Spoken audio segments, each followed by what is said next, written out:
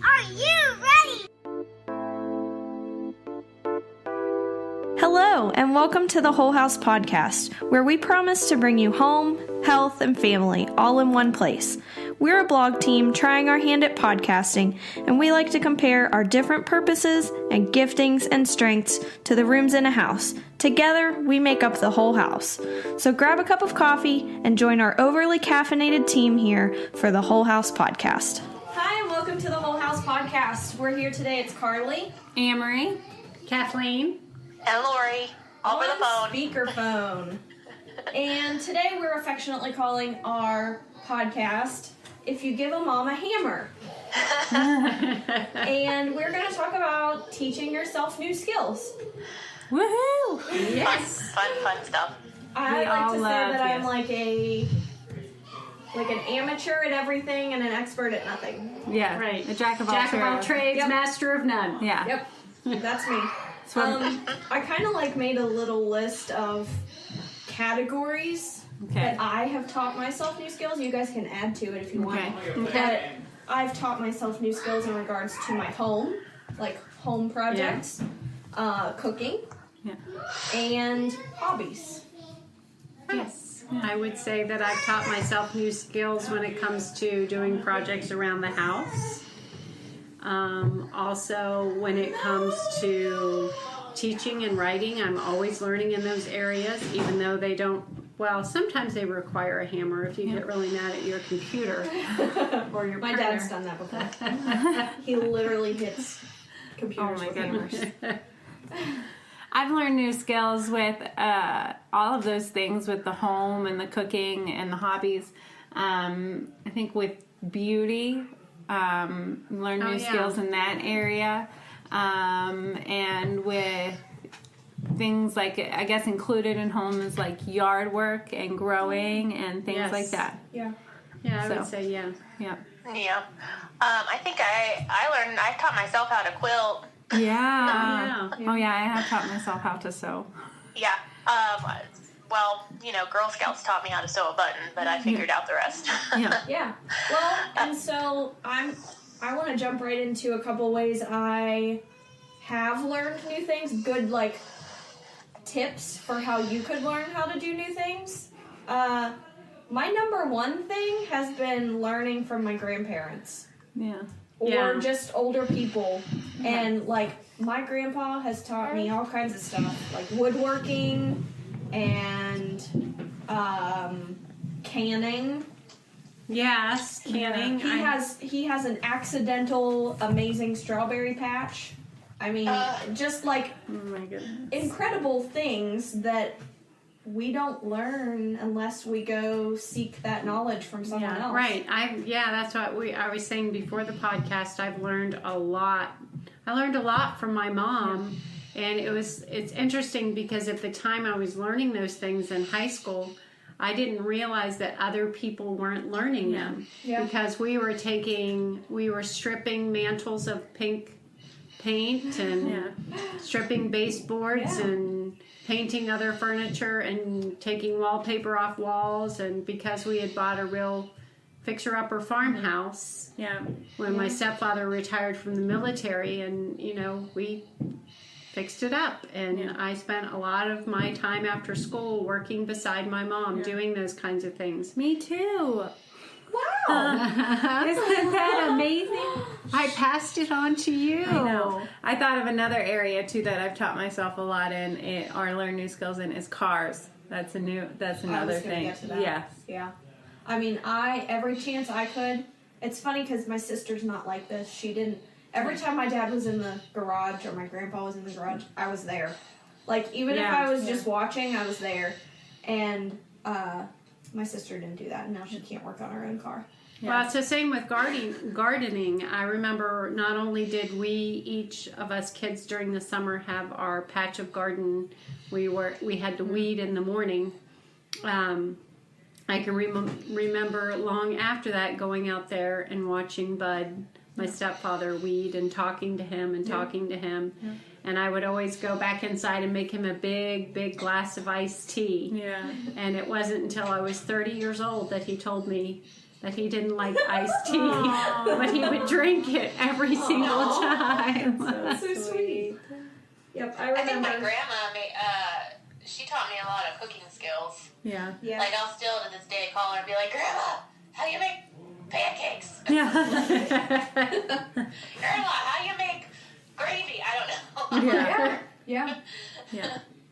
I'm still like trying to figure out how my grandfather makes bread, because nobody makes bread for like pepperoni rolls. It's never ever as good as his. Really? Yeah. Wow. I think that a lot of my skills are self-taught too, like trial and error type of things. Well, that's kind of my next. All All right. My next way What's of learning your way of is learning? YouTube. Yes, YouTube. So I have learned from YouTube how to fix my washing machine. Yeah.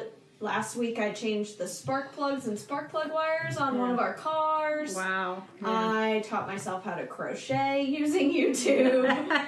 I mean, basically, like, I know that we don't love everything about this culture, but YouTube is a good way of learning. Right, that's amazing. You can find a video about how to fix just about anything. Yes. I mean, I looked up the specific make and model of my car. Yeah.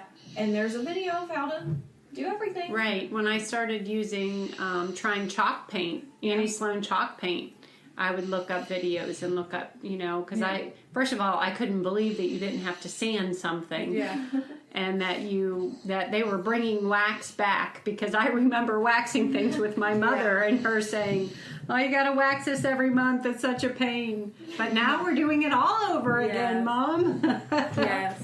Now we wax things again. I mean, before I refinished the hardwood floors in our house, I watched a bunch of different videos on different people doing it different ways, and then I did what worked for me.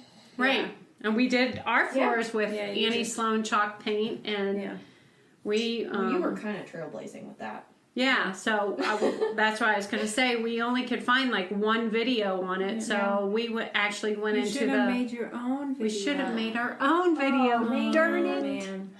Go get a camera. Dad's doing it right. He's finishing right now. Finishing the last room. But we actually went into the little shop, and I won't name it because they closed it already, and took a tutorial there with the owner. And she was pretty much like, well, you could try this, but I don't know. And it was trial and error, because the first thing that she said is you might want to sand your floors. So if you're listening to this and you want to put Annie Sloan chalk paint on your hardwood floors, do not sand them. We learned that the hard way, because we sanded some parts of it that there were stained on the floor, and all that did was bring up all the tannins. Yep. And so it bleeds through the paint. And if you're wondering, her floors are white. She painted them white. Yes, they're white. They're white. Heaven forbid you paint amazing. wood. Yeah. I know. We're painting all the wood. Yeah. I just painted, oh my gosh. We just had to paint at church, like, the back wall. And so I painted, like, wood trim black. And I told Sean that I was painting with, I told him, don't you dare tell my father I did this. If he asks who painted the wood trim black, it was not me. Yeah. I know that it's a whole new, well, it's new to us, but like Kathleen said, she and her mom used to do it all the time. So your mom did it before, is painting the wood, and then there was this whole thing of like, don't touch the wood. Yes. Leave the wood My as dad's it like is. that. Which I do like natural tones of wood and some things and things like that. But some furniture is just ugly. yeah, You need to paint it. some furniture is just really bad. It's really ugly. You just need to paint over it. And so that's what I've just been contemplating doing my table, like thinking about what I'm going to do to my table, because I've already redone one dining room table and it did not turn out exactly the way that I wanted it to. So I'm learning and going at it again. But my thing, and it could be harmful to me, but I always just try things, and usually I mess them up. Yeah. Well, and that's one of my points is Don't be afraid to mess up. Yes, don't be afraid to mess And up. it's just paint. Yeah. And the table, the library table that we are sitting at, is from a monastery. Yeah. And it sat in someone's basement for 30 years. Wow. Yeah. Just getting ruined. And so it was actually my sister-in-law's father who had this table in his basement. And I just happened to be over there one day when he was cleaning out the basement and saw this table, and I ended up buying it from him. But the top of the table I sanded down and stained walnut. And the bottom, the pedestal bottom with lion claw feet, I painted orange. So we might have to take them. Yeah, no. That's right, because it's lion's feet. And we'll have to. It can be the like picture for this podcast. Yeah. And I think we can take a picture of it. But it's just paint. And the thing is, I messed up a couple times when I was doing it, and I didn't like what I was doing, and I would just sand it off or, start over. It's okay. Yeah. I completely redid my kitchen with, Rust-Oleum. I don't know if they still have it, but they had a whole kit called the Rust-Oleum I did that too, Lori. cabinets and countertops. Yeah. And I redid my whole kitchen that way. I swore I never would again, but I want to again. And I've never been more thankful for the fact that I did not have a lot of cabinets. Yeah. Right. Yeah. Yeah. I think the thing that I was most nervous about when I started doing things in my own home was using power tools, because I used to just not do things because I was afraid to use the power tools. Oh, I'm Right. Yeah. But I'm then only afraid of. My dad has like an impact drill. I don't like it. But then the first, I'm not afraid of even power after I just used a drill one time and I was hooked. It was just a drill. Just like That's the all power it was. sanders. The first time I used it, I Yeah. was afraid I was going to sand the whole Sanders table are the into- best. into They're my bits. favorite. But I love sanders But now. my father-in-law has an abundance of power tools.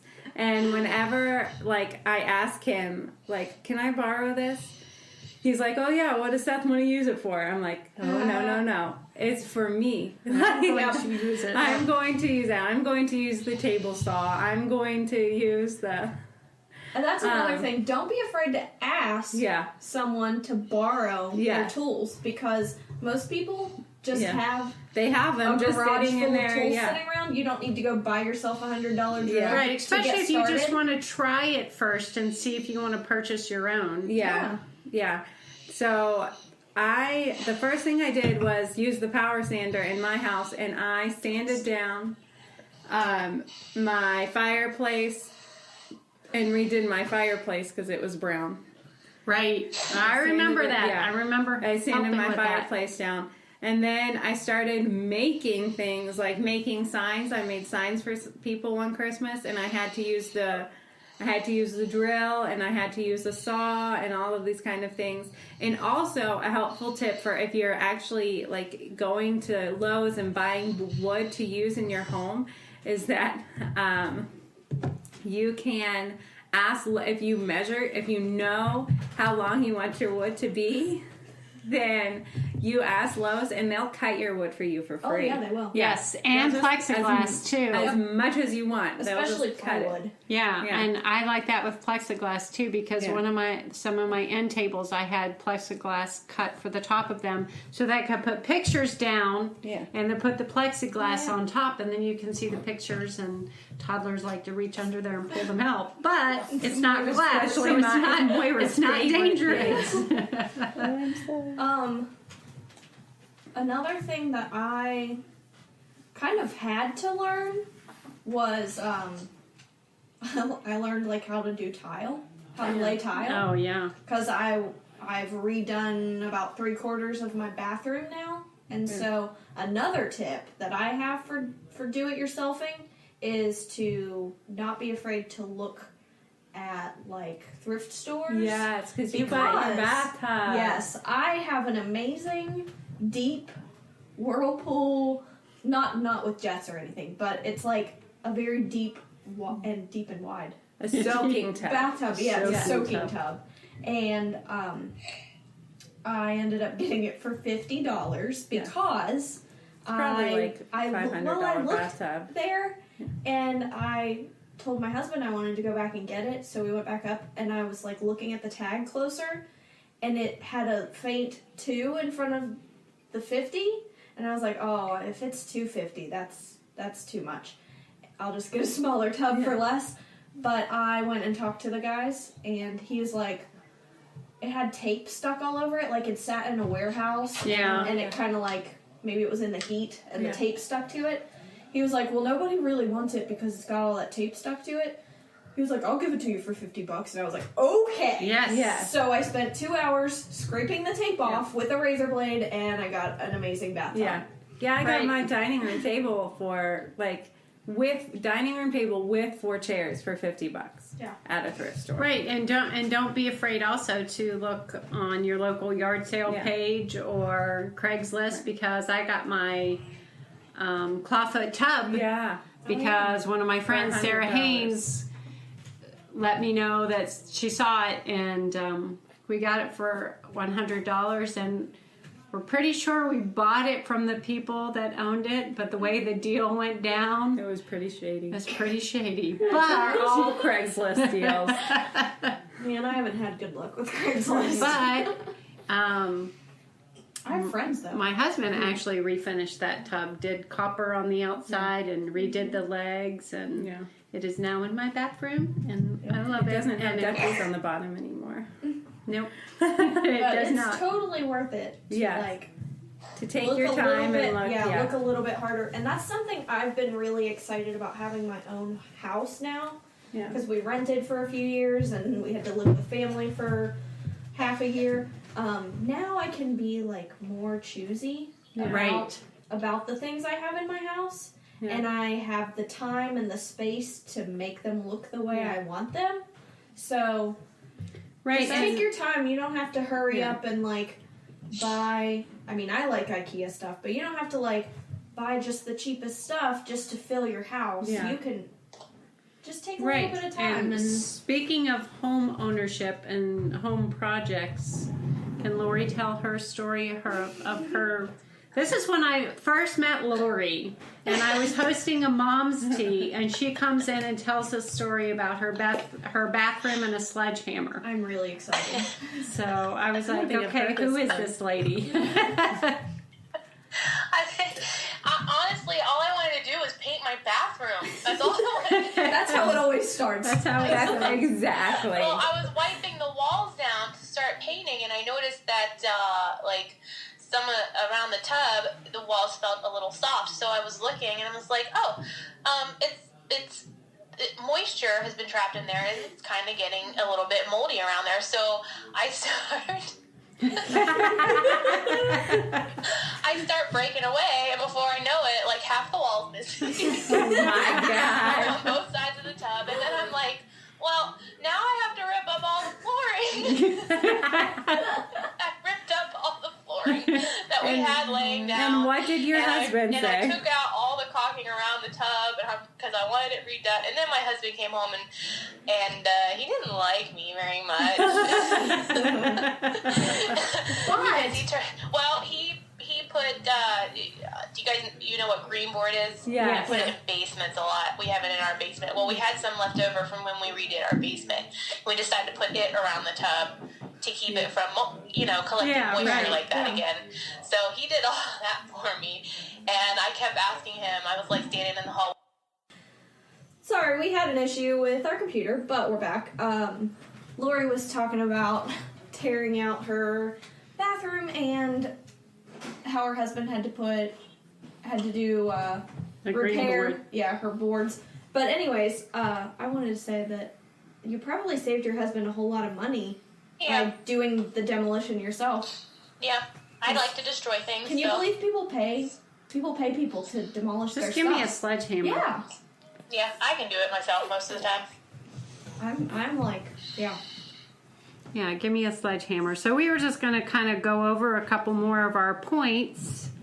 One of the points I had written down was let your project reflect your character, your personality. So here we are talking about Well, Carly was talking about ripping up her kitchen when we realized it wasn't recording. Yeah. But if doing some of the things that we're talking about don't reflect your personality, then don't do them. Find out what reflects your personality. And Amerey, talk about your first house a little bit. Yeah, I was just, before we found out that it wasn't recording, I was saying that I painted all the walls in my house colors that I wasn't really sure if I wanted, just because they were other colors that other people...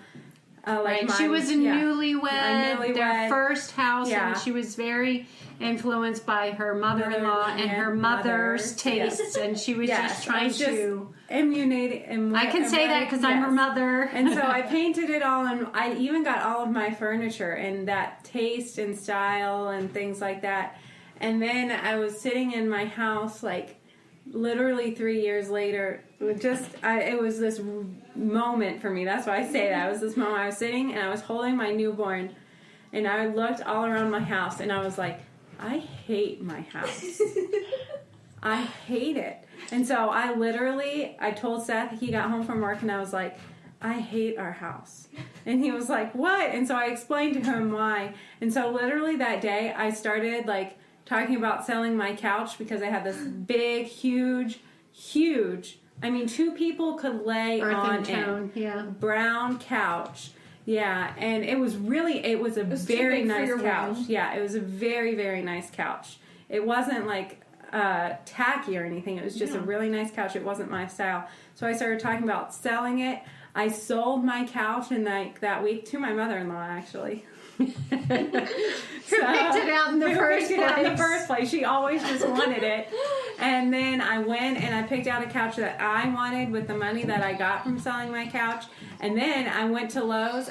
It was close to Christmas time, because my first Cecilia was born in November, and so that's when I was sitting on my couch. And so around Christmas time, when people were asking me, oh, what do you want for Christmas? I told them Lowe's gift cards.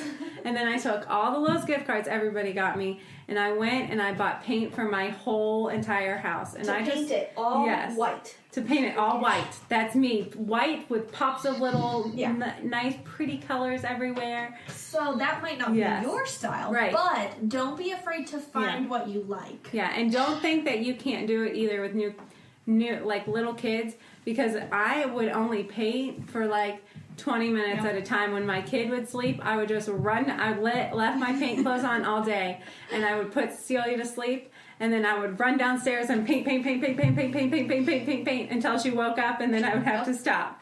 So I redid. Well, that was actually something I was going to say. That painting is actually something that's easier and will brighten and change things around a bit. Just when you're in the middle of motherhood, because you can have do multiple kids and multiple ages. Because you can do little bits at a time. Yeah, you can do. You don't have to do the trim at the same time as the wall. A paint project. Yeah. Well, I guess that makes me kind of crazy then, because a lot of the furniture I painted when the kids were young, because that's a de-stressor for me. Yeah. One of the things that I even do now, like if I finish a writing project, then immediately I'm doing a project with paint. I'm painting a piece of furniture, sanding down a piece of furniture, because it's a de-stressor for me. Yeah. But like you're saying, when the kids were little, I could do that little by little. Yeah, you can even. I think tearing out plaster and lath has become one of my de-stressors. Yeah. Oh, that's what I'm just replacing it slowly in our house. Yeah. Yeah. With drywall. Yeah. Well, and my personality, if I start something, I gotta finish it. So trying a big project with little kids was not an option for me, because I'd get really frustrated. Yeah. Right. Well, I wouldn't be able to finish it. I think it also depends on how you grew up and your personality, because like I was saying earlier, when my stepfather retired from the military and we moved from Colorado to West Virginia and bought a farmhouse, then I was living in a remodel through all the way through middle school and junior high and high school. It was constant. It was just part of our lifestyle. Yeah. So it's still part of my lifestyle. I'm not tearing out walls or anything, but I'm always doing another project. So, and it's just, I'm used to it. Well, I lived through my parents building their current house, and my grandfather was the general contractor on that project. So, like, they did a lot themselves. They had a builder, but after that, it was pretty much all. Yeah. And so I definitely got that from them. Yeah. Right. They're not the type of people to pay someone to come fix their toilet.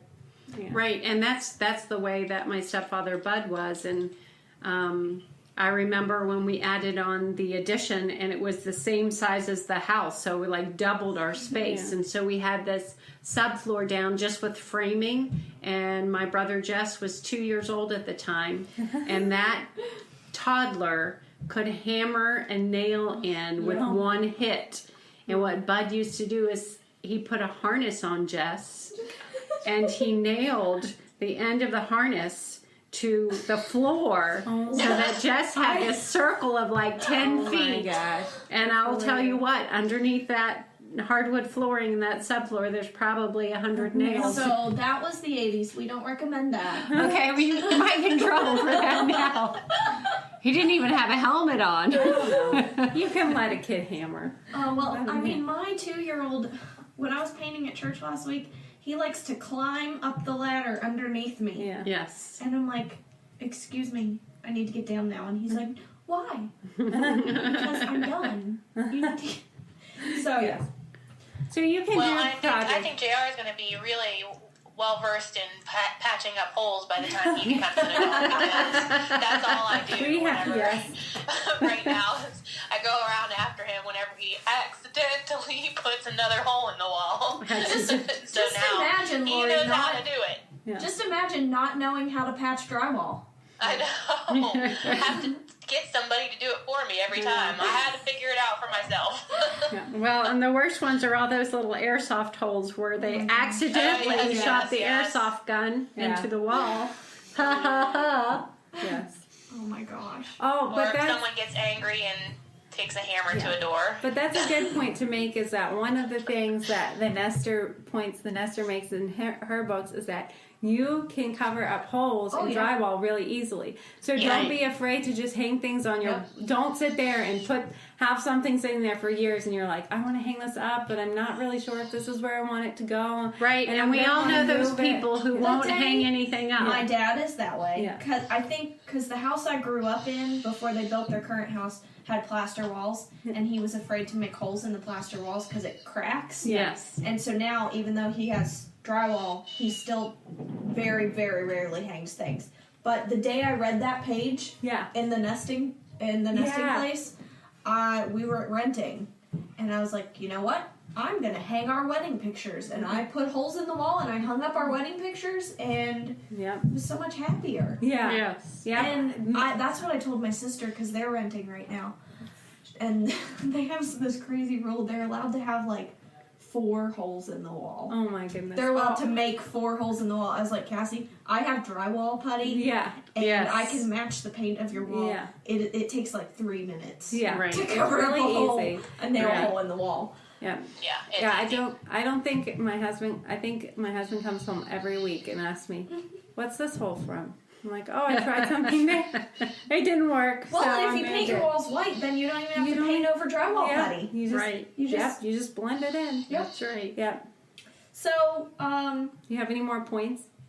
no, I hit them all. Okay. So, Oh, yeah, I did have one more. I don't know if I said this one. Wishing is not doing. Oh, yes. Because, Oh, you know, yeah. people will come over to my house and say, I love how you painted this, or I wish I could do this, or I wish, and it's like, wishing is not doing. And I'm not saying that anybody has to be exactly like me or like anybody on the team, but if there's something that you really want to do in your home, whether it's paint a piece of furniture, whether it's sand down the hardwood floors, update your bathroom, just find out how to do it and start it. Just do it. Just be like Lori and get out that sledgehammer and take down the wall. everyone has access to YouTube. If you are on the edge of whether you should do it, I want you to go to YouTube, type in Shia LaBeouf motivation video, and take his advice. Just do it. Just do it. And the thing is, if it's, if there's that piece of furniture that Carly was talking about, it's just too ugly just to be wood, and you paint it and you finish it and you're like, I don't like this color, it's okay. Just paint it again. Or find someone who likes it that way. Yeah. Yes. And sell it. Right now I'm on the edge of, I literally want to rip up all my carpet and paint whatever is underneath. Do it. My sister did that in her old house. Yeah. So when I refinished hardwood floors, it's like a time-consuming process. I would do it again, but there was like a few hours that I think I was sanding the edges, and I was like, because my floors were painted previously, I was sanding paint off, and who knows how many layers. But there was a small frame of time when I was like, oh my gosh, I think I understand why people paint their floors. Yeah. Right. But you can paint your floors. I mean, right. Well, I was going to say I knew what I wanted because we had rented a beach house that had these weathered white floors, and I said I want that. But I will tell you that my Pilates served me very, very well when I was painting, because you have to get the whole board all the way down, and you're standing on one foot. Yes. You're doing the half moon pose. So you need some exercise too. Paint your floor. All I know is what I don't want, and that's my carpets. Yeah. Okay. Yeah. Okay. After we finish, we're all recording this. That was the first thing I did when we closed on our carpet. house. Yeah. I went to the house with my new keys, and I ripped up the floor and ripped up the carpet. Yes. Yeah. In the living room. Maybe I'll start with the hallway. Yeah. So I do want to say that if you're listening, you should send us a picture. Message us a picture of something you're working on, something you have worked on yourself, or something that you want to work on. Maybe we could give you a tip. Yeah. And maybe we can share with some of our listeners. Maybe we can cool encourage things that our listeners are doing. Yes, we can share what you're doing, and we'll make sure we share some photos of things that we have done. Yeah. I'll try and find before and after pictures of my old house. I'm so bad at that. Me too. Though we love doing things ourselves, we're really bad at taking before and after pictures. Yes. I did do my dining room table this time, remember? Yeah. I did take before and after and we're like, wait a minute, did you take a picture before? And we're like, oh no. Whoops. Whoops. So thanks for joining us here, and we look forward to seeing your projects. Bye. Bye. We're so glad you could join us here for the Whole House Podcast. Please subscribe, and if you give us a review, we might pick our favorite and send you a prize. Please remember to like the Whole House Facebook page and follow us on Instagram at _whole_house. And please sign up with your email on our website, thewholehouse.org, to be notified when new things are happening here at the Whole House. Thanks so much for listening.